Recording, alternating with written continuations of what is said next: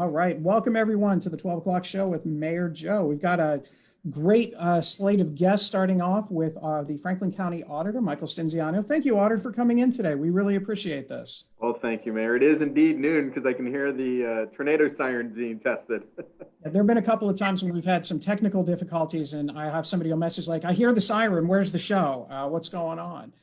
We also have our Deputy Chief, Rhonda Grizel, who's joined us today, and Board President Debbie Dunlap in honor of National Women's History Month. So we're excited to have everybody on board today. But we're going to start with you, just to make sure we're respectful of your time.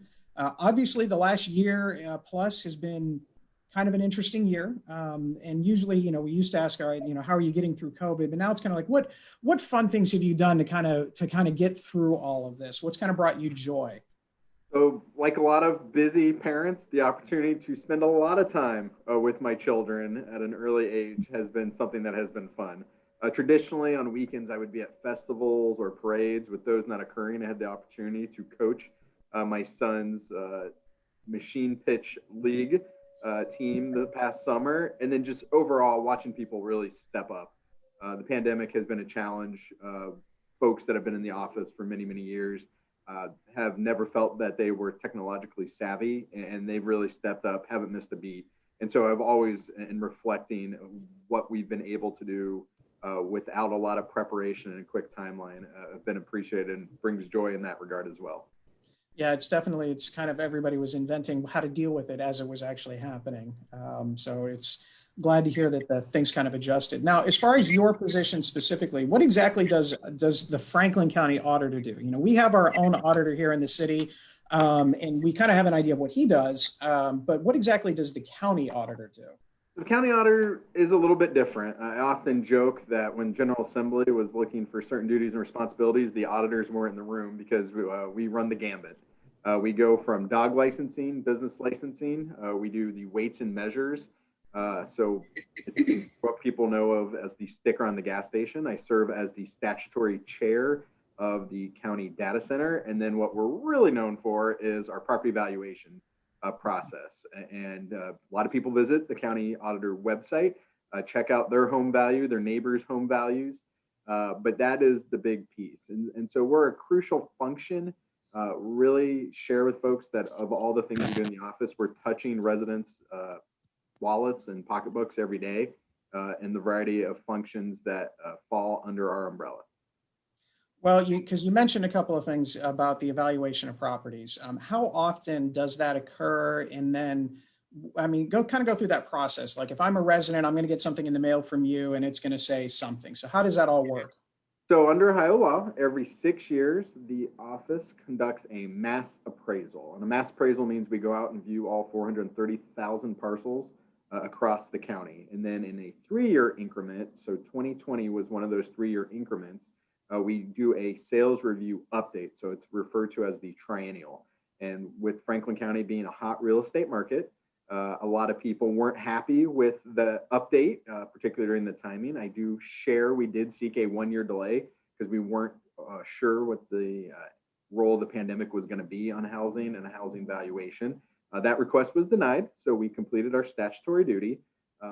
And that is more of sales review oriented. And so just looking at the numbers, what sales have occurred in designated neighborhoods, and how then we update the records. The goal being, by doing it every 3 years, essentially, there aren't giant spikes up and down, that it's consistent up or down in a smaller increment.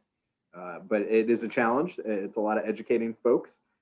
And then based on if they are satisfied or not satisfied with their value, there is the opportunity to file a complaint with the Board of Revision.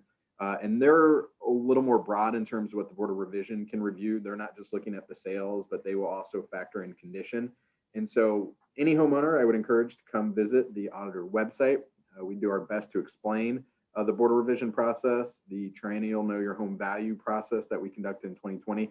And then it is always happy to answer any questions that any property owner may have about their value. So does anybody ever call and say, hey, thanks for getting my house more expensive, appreciate it, and then that's it, and then just kind of move on? There's no anything else beyond that? I never get thanks for the valuation. I do get some folks though that say, hey, we want our value higher, and we anticipate they're looking to sell their home the next 6 months to a year. Okay. they really feel that valuation on that website carries weight when they're ultimately listing it, their home. So we have had situations where people do seek an increase. Across the county, on average, we saw a 20% increase. So a lot of people are concerned about that. The caveat is a 20% value increase does not mean your property taxes go up 20%. We have a video that explains that of the valuation, 35% is what is the taxable value. And then there's other exemptions depending on what you could qualify for. And so willing to work with property owners to make sure we have that right value. We never go inside the home for the appraisal component. We're always outside looking at boundaries. If permits get pulled, that could factor into a home improvement update. But really, it's been a challenge. In Reynoldsburg in particular, the median sale price increased, for example, $162,500 to $191,000 between 20 and 21. So about a 15% increase in just that 2 years. And that's where we've been playing catch up. I've only been auditor for 2 years and a month. And when we came in, we already knew we were about 14% behind what the sale average was. So there was always going to be an increase unless COVID drastically cut out the market, and that did not play itself out that way. I think a lot of people are expecting that. I know for us in Reynoldsburg, we have the still the second hottest real estate market in the nation. That's what the news tells me, and I'm buying it every moment of it. We actually have a housing shortage here in Reynoldsburg, and really I know in Franklin County in general it is, but there just have not been a lot of homes for sale. And if they do go up for sale, they're snatched up pretty quick and the values are exceedingly high. I mean, you're not getting, if you're getting your list price, then something's going wrong. I've heard people get as much as, 10% plus based on what their original list price was. So. And that's another education piece. A lot of people say, well, the value was this, then we bought it, and now you're holding us to that value. There's a Supreme Court case that says that most recent transaction should be the value we use. Typically not at 100% of what the sale is, around 90%, because we understand there is that hot market, low housing shortage component to it.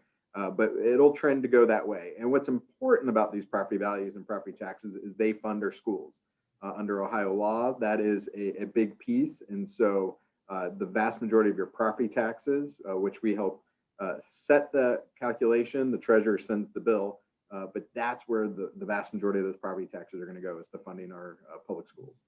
That's a whole other conversation that we'll get into, especially with our board president on. I know one of the things that always was frustrating is the process. I know there was a bill that was passed sometime in the early 1970s, 71, 72 or something like that, that did not allow for the millage rate to increase as your property values went up, which is why districts have to continue to go back and ask. So even if your property value has gone up, that doesn't necessarily mean that your particular house that you're paying that much more in taxes based on it to your school district. Yeah. So again, I'll spare you my school funding speech until later in the show if you're still with us. Now, as far as services, you mentioned a couple of services for the people of Reynoldsburg on the Franklin County side and Franklin County in general. What are some of those other services that you perform other than evaluations? The one we really highlight is the consumer protection. That's the weights and measures at the pump. That is licensing across the board. If people have concerns or feel there's something wrong, we have a great number with 614-525-SCAM. If there's an issue, not even under the auditor's umbrella, if we're contacted, we will work and collaborate with appropriate county, state, even potentially federal entities to address that issue. So an example of that, we realized there was an international dog licensing scam that was occurring. So when dog licensing season started, there was a fake website that was put out there asking for information that we don't collect that could be used to do some identity fraud. And so it started with us. We were notified by 4 other states that they were also having the same issue. The server was in South America. It was existing somewhere else. And so that came through just a resident contacting us saying something doesn't seem right about this. It's also mentioning phishing license, which the auditor does not provide. But that consumer protection piece, 525-SCAM, is one we take a lot of pride in. But it's just the gambit of functions and responsibilities. Again, we touch a lot. We work with plats on a lot of questions, not on just boundaries, but if there's damaged homes because of a flood or a rainstorm, we want residents to feel comfortable, contact our office, and we will get you a clear and concise answer as quickly as possible. I know I've spent a lot of time on the auditor's website in general. Anytime that, different development is coming up, or actually when you mentioned about the flooding, I got as deep as I possibly could looking at some of those things, especially in some of our areas of Reynoldsburg that are a little bit more prone to that. Jumping on between your site and throwing some FEMA and a little bit of EPA and a little bit of everything. So it's a great resource. And even when I'm talking about the quirk of weights and measures, we give out a monthly True Transaction Award and actually recognize the Reynoldsburg wrestling team. We do the scales for the wrestling team. And the coach was very adamant a couple of years ago, so before COVID, when are you coming out? When are you testing our scales? Our wrestlers are ready to go. And so the office just has been surprisingly very broad in our reach and touch.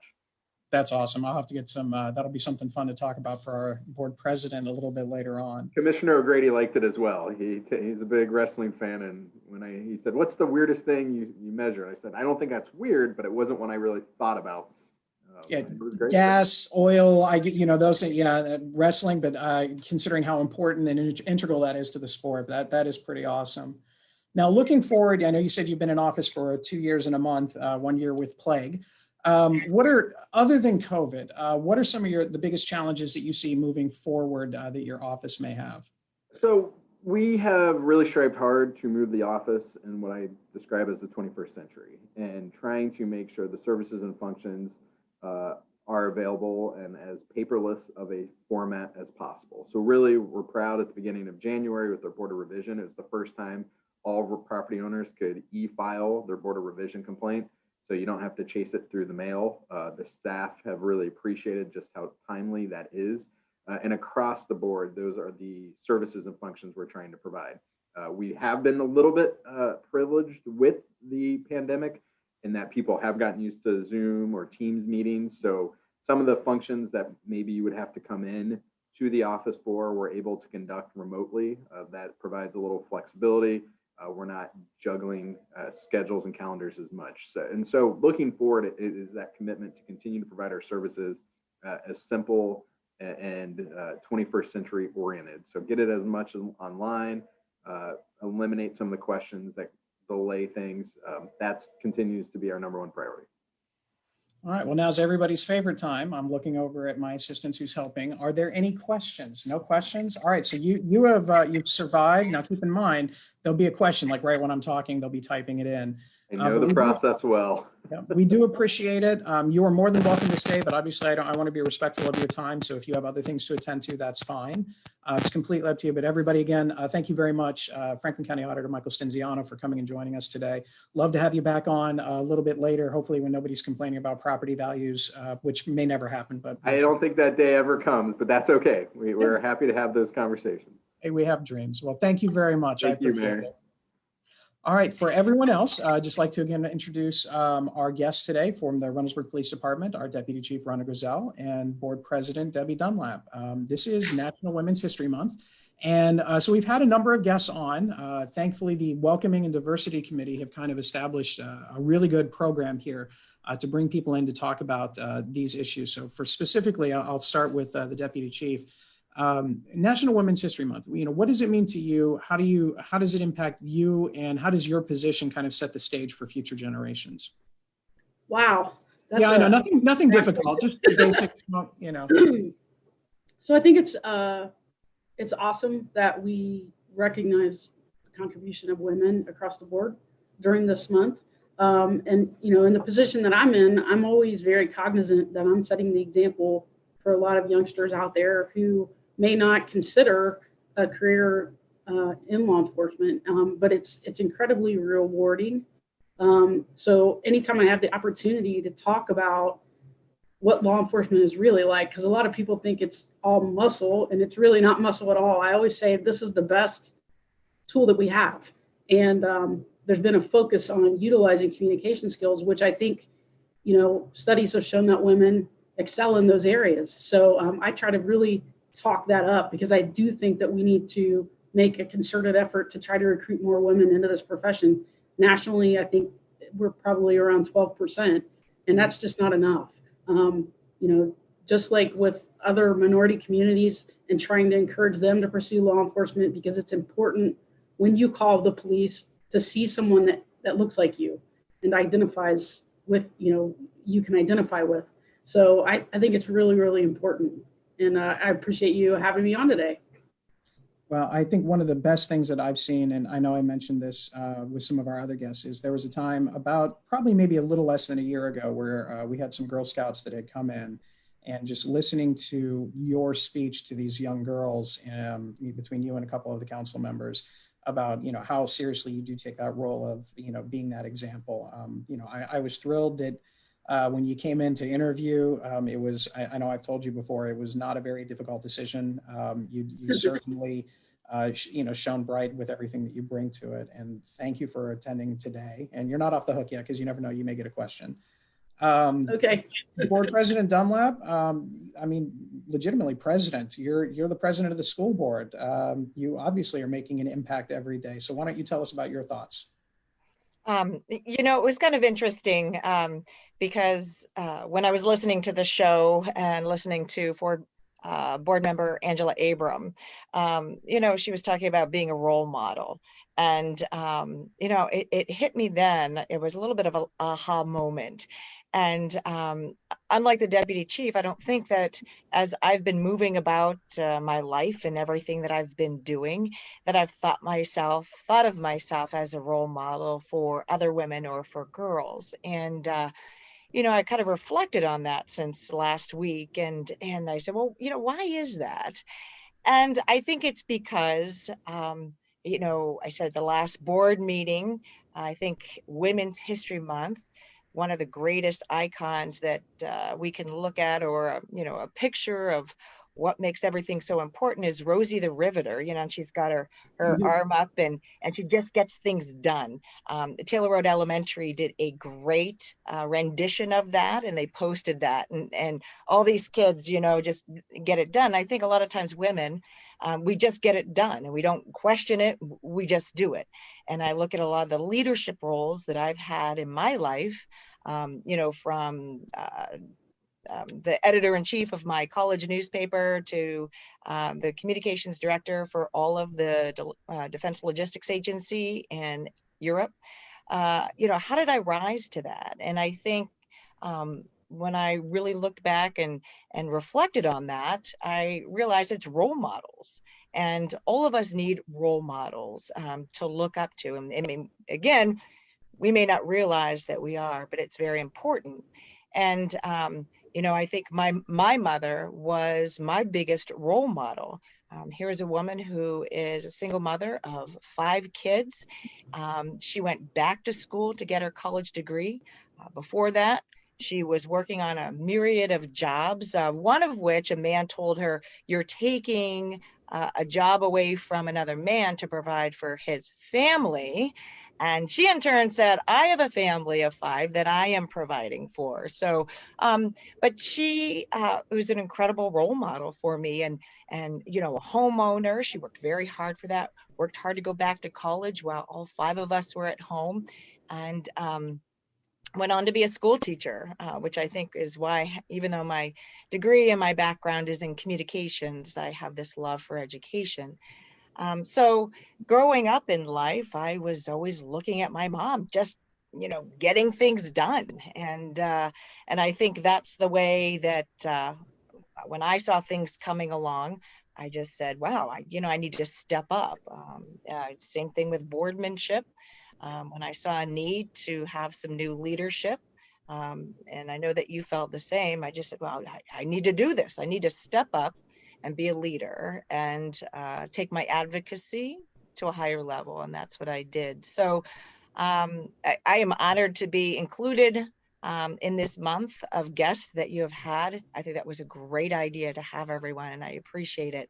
And again, as with this month or any month, I think role models are just so important for our students and even sometimes for other adults, so that, we can get the job done.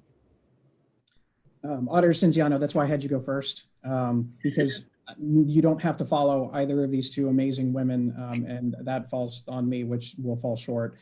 So just trying to help you out in that regard. Fabulous commentary. I think it was a great idea. Again, all the credit goes to the Welcoming and Diversity Committee. This was kind of their inspiration, and it'll be something that we continue to do to recognize as much as possible the people that make a difference in the lives of not only the people in Reynoldsburg, but just in general, all the way throughout. So I do have some event news to come up. Some of it's going to affect a couple of us here. We have actually the 4th of July parade is going to go ahead and go on. We're going to have it on Saturday, July 3rd.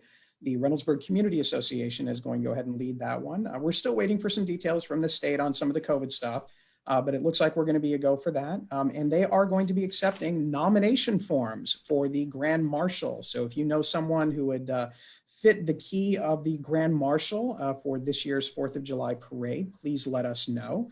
I do know that they are going to be waiving the fees for businesses to actually join into the parade as a kind of a thank you for the business community and as a way for them to promote their businesses throughout Reynoldsburg at this parade.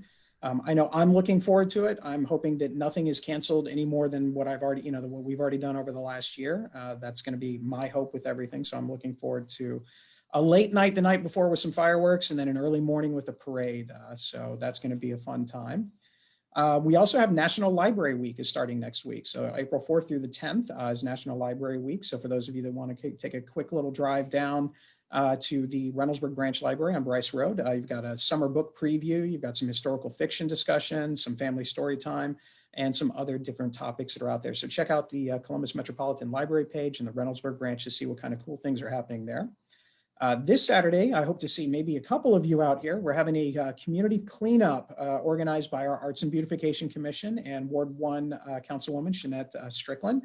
We're going to be at Civic Park on April 3rd from 9 to 11. If you're able to join, obviously we'll be social distancing. We'll have some masks. We'll have some gloves, the trash pickers, trash bags, things like that from 9 to 11. We'll have some water as well.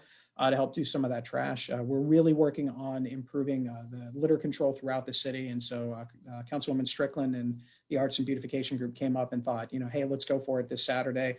I've not looked at the weather yet for it. So I'm hoping that we have some good weather for Saturday. Hopefully it will be better than what the weather is for tomorrow or the usual gray overcast of Reynoldsburg today.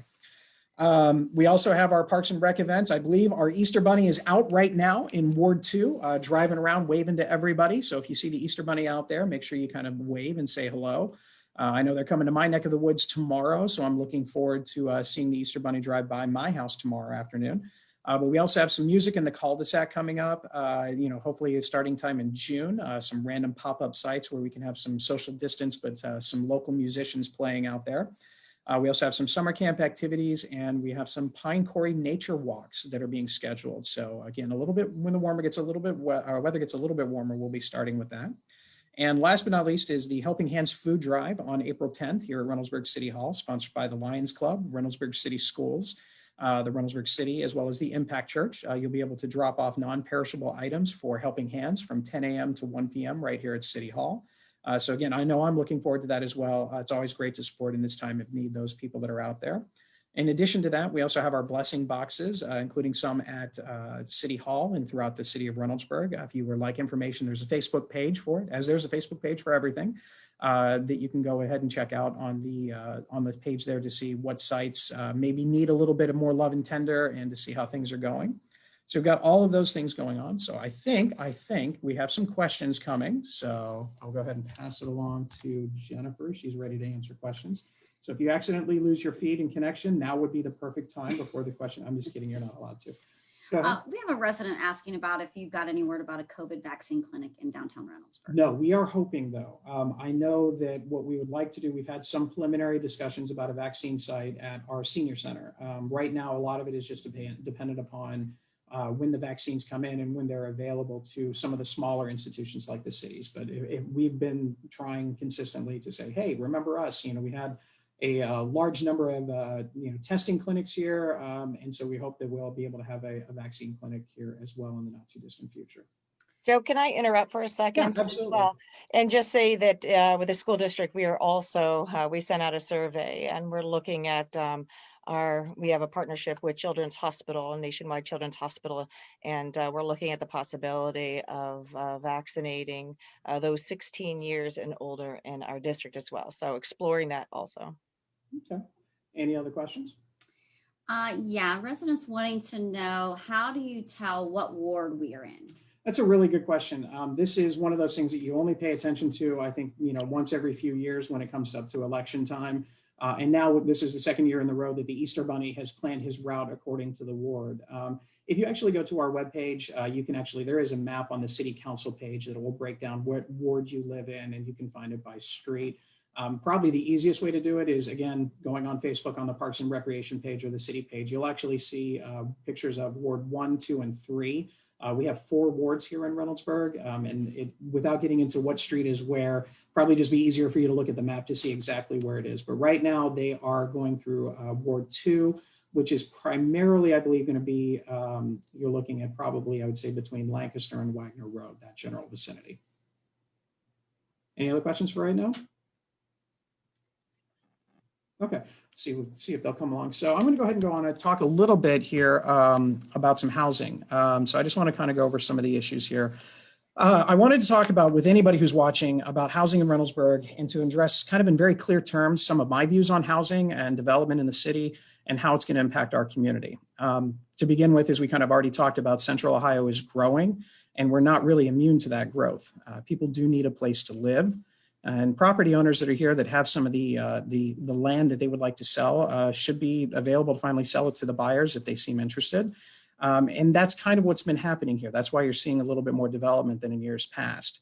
The city cannot and honestly should not prevent any private citizens from selling their land if they choose to. It's not our place. And I think the majority of people would agree with that, unless, of course, it's something that directly impacts them where they live, which I'll kind of get into in a minute.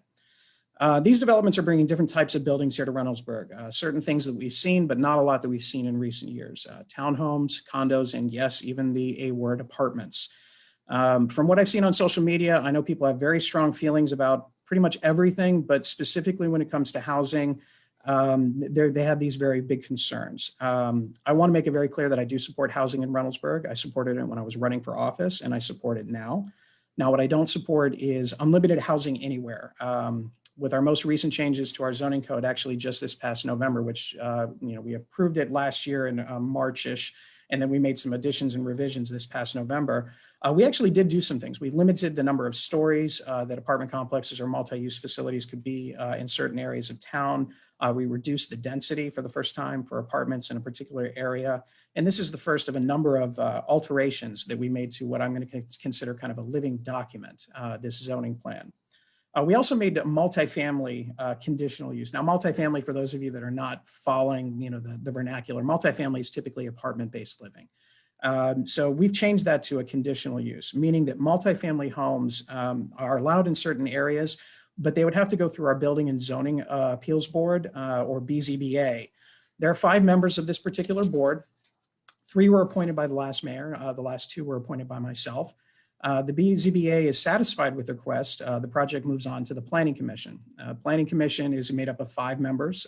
This current planning administration, 4 members were appointed by the previous mayor. 1 was appointed by me. And I'm bringing this up because a lot of the individuals on both of these committees have either experience in the field, either in development, construction, there's a landlord on there, but they're all residents of Reynoldsburg. They all live here. Both of these commissions are voluntary, meaning they don't get paid to give up their time to come and be a part of these particular community groups. They don't take bribes from developers. They just don't. I know that that's a common thing that I see on social media. They just make the decisions, the best decisions they can that they feel are the best for the community. I do suggest you reach out to them. They're all able to be contacted. If you go to our website, you'll be able to go ahead and find their contact information out there. And while we're at it, I'd like to thank them all for their dedication to the community. Again, they do spend a lot of time reviewing things, especially now that Reynoldsburg is kind of, more development, getting more development than in years past. Now, one thing that I do want to mention is while the political party shouldn't really matter, some of the community thinks it does play a role. I never asked for the political affiliation of any of the volunteers on these committees, but most members on the commissions are actually Republicans. And while cooperation seems to be lacking in Washington, D.C., we have not seen that here in Reynoldsburg. We do work well together because it's really not about a party-based system. It's actually just about what's in the best interest of the community. That's what we're all here for.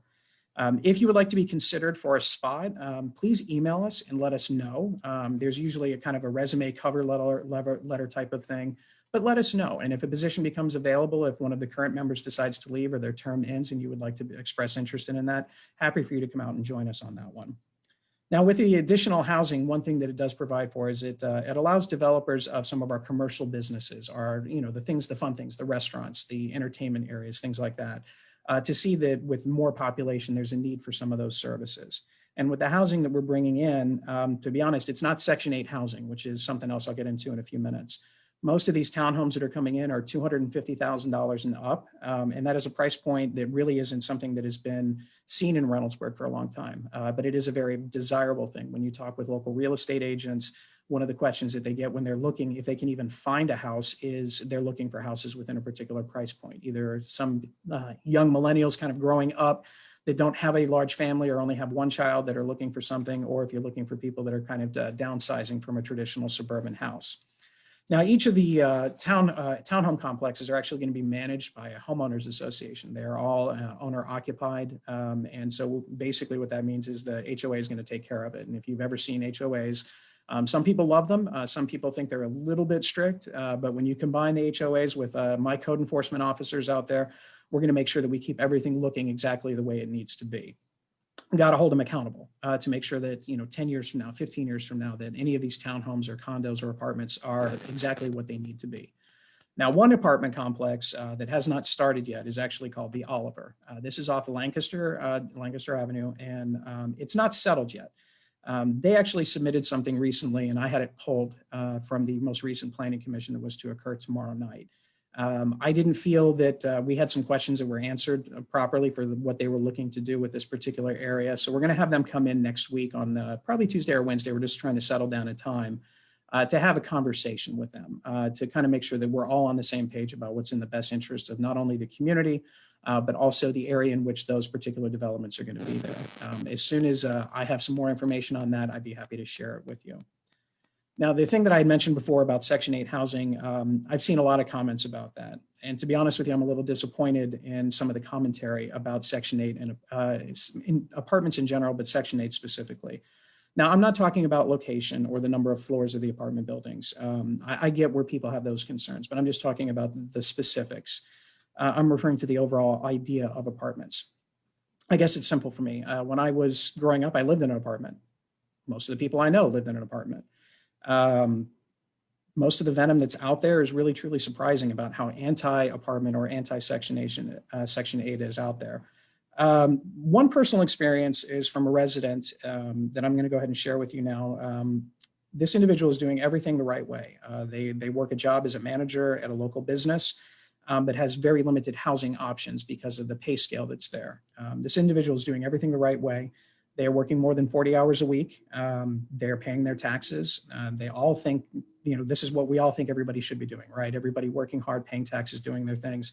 But they had an incredibly difficult time finding housing in Reynoldsburg. They did not want to leave because their kids go to Reynoldsburg City Schools. And yet, because of the lack of housing, and specifically the affordable housing aspect here in Reynoldsburg, it was very difficult for them to find something. This individual would have applied, could have qualified for vouchers actually, and would have probably allowed them to have a little bit of greater flexibility with finding a location. And now that council has passed a income discrimination ordinance, this person might actually have some more flexibility. Now, to be honest, the new apartments that are coming to Reynoldsburg are not cheap. This is not affordable living, which we are working on. But to be honest, nothing is really cheap anymore. And just to kind of give you an idea, the last few weeks I've spent some time kind of doing some digging deep on some research on some of our apartments. So I'm going to go through a couple of things. The lowest apartment price that we have here in Reynoldsburg is a one-bedroom income assisted voucher apartment for $336. Now you have to qualify for that, and it's very stringent. There are not a lot of vouchers out there, and it's a very limited number. The highest for a one-bedroom apartment is $1,000 a month. So that gives you an idea. Most of the average, as we're breaking it down, is between $600 and $700 for a one-bedroom apartment. If you want to go up to two-bedroom apartment, again, you're looking at about $689 as a starting point for a two-bedroom, again, income-assisted, voucher-based, with the highest price being $2,677 per month for an apartment in the city of Reynoldsburg.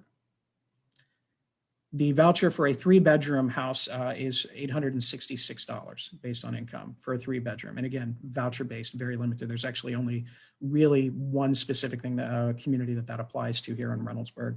But the next highest one is about $1,600 per month for a 3-bedroom. And that's assuming you can find it.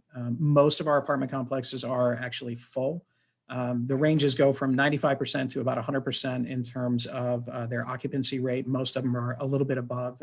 And again, depending on the day that you call, maybe there's something open, maybe there's not. But it's not like these apartment complexes are at 50% capacity or 60% capacity. And this includes everything from Edens to Briarcliff to Century City. So it's not just anyone, it's every single one that's out there. Now, lastly, before I became mayor of our community, found out that our community was changing from senior citizens kind of moving out of Reynoldsburg. And as more families kind of moved in, they selected us for all the reasons that everybody kind of selects Reynoldsburg. We have that small town feel. We have great schools. We have affordable housing, even though apparently it's getting a little bit less affordable as the days go by. And when I was first elected to the school board, Reynoldsburg City Schools had about 6,000 students, just a hair over 6,000. Now, just 4 or 6 years later, we are approaching 8,000 students, and all but about 600 of those students are resident students, meaning that these are the people that live within our community. These are not the other 600, which is what we call open enrollment students, or students from other parts of the other surrounding communities that feel that Reynoldsburg had something a little bit more than what they, for what they wanted for their children. Now that we are bringing in additional housing off of Wagner Road, Lancaster, and Rose Hill, there are concerns about how this is going to impact schools. So last year, early on, really January 15th, believe it or not, so 2 weeks into everything, I met with the superintendent and the treasurer of our school district and kind of laid out, this is all the rumors that we're hearing about potential development. Since then, I've had numerous meetings with city liaison Robert Barga and board president Debbie Dunlap, letting them know pretty much in very clear and unwavering terms about what potential development is coming. So they're very much aware of it. First of all, it's going to impact open enrollment. As new residents come in, fewer open spots for open enrollment will remain. The downside of the issue is the overall impact on funding. As you know, that schools are based on property taxes, as we heard earlier, and here we go, Auditor Stinziano, this is where I'm going to go off on a little rant on school funding. It's based off property taxes, and those property taxes don't change as the time goes on. So the fact that Reynoldsburg has not had a bond issue or levy issue since before 2010 kind of shows you the money management of it. The reality is that schools are not funded fairly in the state of Ohio. It's very frustrating. Reynoldsburg loses about $5 to $5.5 million every single year just for being Reynoldsburg, for nothing other than that. It's because we have too many students based on a formula that was supplied to the Department of Education that the legislature came up with. Nobody knows what that formula is, but apparently it's very complex. We're not the only district that falls into this category. The city of Westerville or Westerville City Schools loses about $12 million a year. The city of Columbus City Schools is about $100 million a year. Olentangy, their numbers are about $60 per student in state funding that breaks down because of their community and how big that particular community is. So you see that there are issues with it. So while open enrollment provides one thing, it does provide us a source of revenue to make up some of that gap from that $5.5 million that we should be getting anyway. As more residents come in, the state doesn't provide any additional funding for us, which is unfortunate. It's a shame. Some might say it's unconstitutional. Oh, wait, somebody did say it's unconstitutional. So sorry, I'm a little on a soapbox now. 20 years ago. Yeah, what I would hope that would be better served, and again, I get everybody's concerns about, the growth of Reynoldsburg. I think that one way that we can actually do things is letting our legislative branch at the House and the Senate understand about the needs to pass a legitimate school funding plan. So write your representatives, write your members of the Education Committee in both the House and the Senate, and demand that they actually do something to fix it. Last year, the Cupp-Patterson plan was passed in the House by a bipartisan approach, over 80 plus votes. So this is not a Republican thing. This is not a Democrat thing. Everybody in the House thought that this was the best way to go. Unfortunately, it died in the Senate. Hopefully it will come back and things will be addressed because it's a great plan that was developed the right way up, which will help alleviate some of the issues that school districts face, as well as some of the issues when it comes to property and housing, because the housing thing is not going away. So as we all move forward, I want you to know that I'm watching social media. I'm the all-seeing eye. I'm paying attention to it. Sometimes I comment, sometimes I don't. But I wanted you to continue to share your opinions, your wishes, your desires, your thoughts about anything related to housing, to schools, to the city, to our police department, to our fire department, to the community associated events, everything. I'm happy to meet with you in person. I'm happy to meet with you on Zoom, phone call, anything, coffee, always good for a coffee break. I just need to know what your thoughts are. I understand that sometimes going on to social media is kind of cathartic. It's therapeutic. You get to go out there and say, your feelings and you're upset. But the reality is that to make sure that, that we're all listening to you in the community here at City Hall and for council, you have to make sure you involve us in the conversations. Democracy is not just a one day, every couple of years event. It is something you have to be involved in all the time. You need to reach out to us and let us know what you think, so we can make the adjustments, so we can basically work together, so we can move forward together. So those are my kind of comments based on some of the housing things that have gone up. I know it was a little bit deeper considering how wonderful everything was with the recognition of women's history, but I felt that I needed to kind of let some people know about that. So I think we have some questions, of course, so we'll go ahead and start. This one came in right before you started talking, and I think you've hit on most of the questions here, but I want to read it to you just because there are some that you didn't hit. And this is about the Lancaster Avenue development. And the question, it reads, it says, Mayor, I would love to hear from you directly why the plans, which are already not embraced by most Reynoldsburg residents, are changing to include less purchasable properties, more rentals, and the loss of the community dog park. Many residents feel like this is a bait and switch, and many believe that it's because you're getting your pockets lined. Yeah, I've heard that one. Come to please, I'll give you my checkbook. You're more than welcome to look at that. I'm not making money off of this. The planning commission isn't, the development director isn't, but I see why people say that. That's why I had it pulled. It was supposed to be on the agenda for tomorrow night, and I had it pulled because I don't think that was the intent from the original submission. That's why I've invited them to, excuse me, to come in next week. We're going to meet with them, and we're going to meet with their architect, and we're going to meet with our engineer, and we're going to have them come in and talk about what we think is actually probably the best use for that based on that. Now, the ins and outs of the zoning code and things like that are very simple. That area that had been previously zoned, that's right connected to it, is allowable for that particular use. And it seems that in the course of time between the first submission and this most recent one, a private homeowner in the area actually decided to sell his property to this particular developer. It's in the process of that. So that's why they decided to resubmit. But again, that's something that has to go through our particular procedures here at City Hall, starting with a meeting with me and with City Attorney Shook, our development director, service director, pretty much everybody that's going to be impacted with this to make sure that we make the right choices for the community. And believe me, I understand where you're coming from. I was looking forward to the dog park and some of the connected trails, and I want to see exactly where those things go, why they're no longer part of what the original submission was. Okay. Again, for those of you and anybody else that has questions, please, you have my email address. Please email it. I'm happy to set up Zoom calls. I'm happy to meet with you in person. We can go take a walk by our new JFK.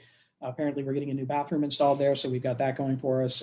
I know it's funny, but apparently we've actually gotten 3 updates in the last couple of hours from our parks director because she's very excited. We got a big crane out there and everything, so you'll see that out a little bit later. Next week, we had a slight change in who is going to be joining us. We had State Senator Herschel Craig was going to join us, but something came up, so we're going to have to postpone on that one. So we're actually going to be meeting with William Dorman, our service director. We're going to talk about the 2021 roads program. And then the following week, and I know this will be of a particular interest to Board President Dunlap, Senator Jay Hottinger is going to be joining us, where I'm pretty sure that school funding thing and some other stuff will come up. So I'm really looking forward to speaking with Senator Hottinger. He and I have talked a number of times about school funding.